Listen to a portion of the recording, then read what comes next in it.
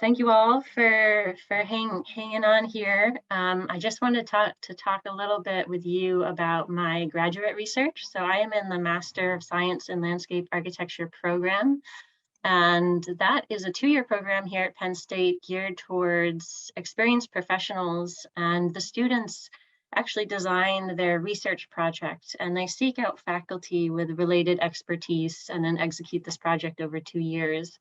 And you should be able to see some examples of some of my peers' projects on the right side of the slide here.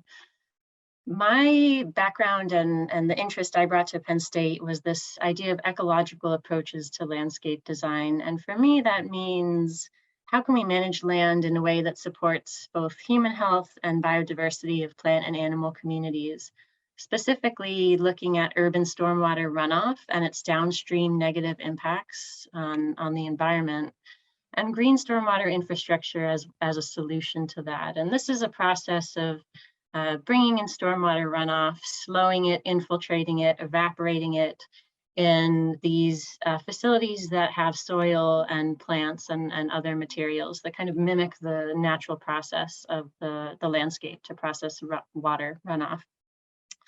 And for my research project, I looked at green stormwater infrastructure, a specific type of it, rain gardens, when they're installed along city streets. So basically there's a cut in the curbing along the street that brings stormwater runoff into this depressed area, usually between the road and the sidewalk or on the other side of the sidewalk, that's planted pretty densely with vegetation.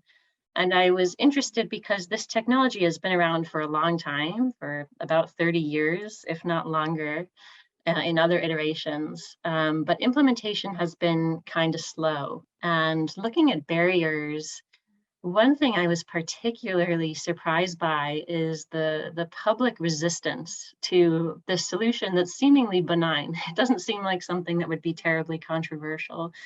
And I was particularly curious about reaction towards the aesthetic of this kind of sustainable solution. And so with my study, I wanted to investigate what's underlying some of these concerns about how it looks too wild, it looks unkempt, they look like weeds. What's kind of underlying these concerns and how do we think through those? So I designed a research study with my advisor, Liza Pennypacker, and Stuart Eccles on my thesis committee that involved researching 2 case studies, Kansas City, Missouri, and Montgomery County, Maryland, interestingly enough. Both have very robust Green Street programs. The Green Street approach is that concept of building these rain gardens along the streetscape to treat runoff. And I interviewed designers and the folks who work for these municipalities who run these programs, and essentially asked, how do these aesthetic components of the rain gardens correlate with positive or negative public reaction? And how did they change over time? What influenced those changes?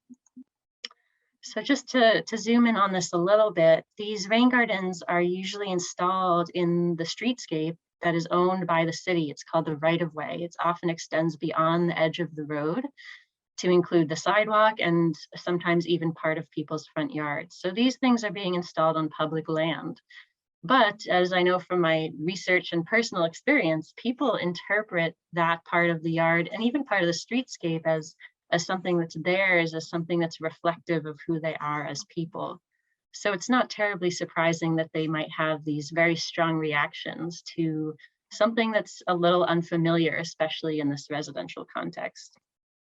So to kind of better understand those relationships, I conducted this literature review, and I wanted to share this with you because, like sustainability research in general, it was very much interdisciplinary and necessarily so. So I wanted to share that with you, the different kind of components that it looked at. There's a body of research in landscape architecture theory and the social sciences, looking at land management in a residential context and what drives the decisions that people make about their yards, that look at different correlations between demographics, between knowledge, environmental awareness, and what actually happens in that decision-making process. And another area of research and theory that's relevant to my work is landscape perception theory, which builds these models about how we experience the environment. we see the world around us through these kind of aesthetic lenses, and those lenses are informed by our prior experiences, by what we think our neighbors prefer, our neighbors' preferences, but certainly by knowledge, by other cultural forces. And in turn, that experience affects how we interact in that landscape and choices we make about it. That changes the landscape again and further affects aesthetic experiences. So like art, there's this kind of complicated relationship between how we experience the landscape and how we respond to that aesthetic experience. Another component of this research was environmental behavior models and having a sense of what is influencing the decision-making process, recognizing that there are different models that help us predict behavior, but that decision-making is not always a rational process. There are these other intervening forces. And it really becomes a question of how do you find those points of intervention where we can shift people's behaviors towards a more sustainable solution. And then there is an existing body of research looking at barriers to rain garden and green infrastructure implementation. Some of them are pretty straightforward, like cost and the ability to do this legally to install rain gardens, but others are more complicated, and aesthetic perceptions and norms are part of that complexity. So the findings, I'm currently working on those, writing them up basically as we speak. But to summarize, the data does reveal specific rain garden components and qualities that people tend to respond favorably to. And what's interesting in that is that they tend to be qualities that communicate that that landscape is cared for.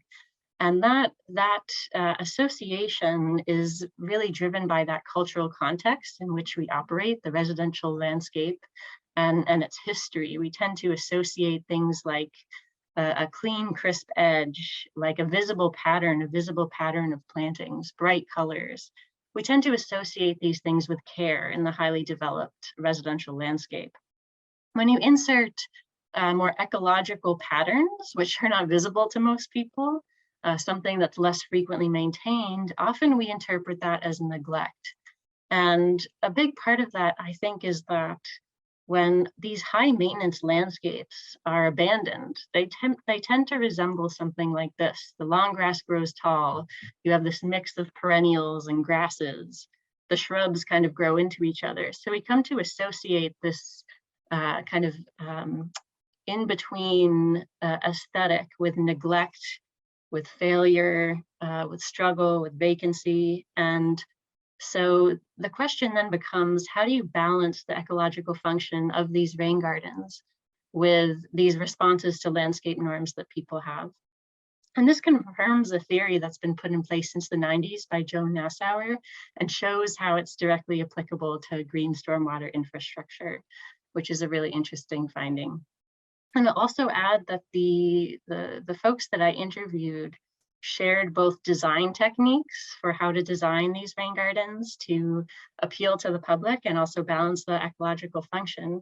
And they also recommend participatory strategies. So how can we involve residents in the design process? What are tweaks we can make to the community participation process that designers are contributing to in order to give them that sense of, this is something that I feel ownership of. This is something I understand and something that I will care for.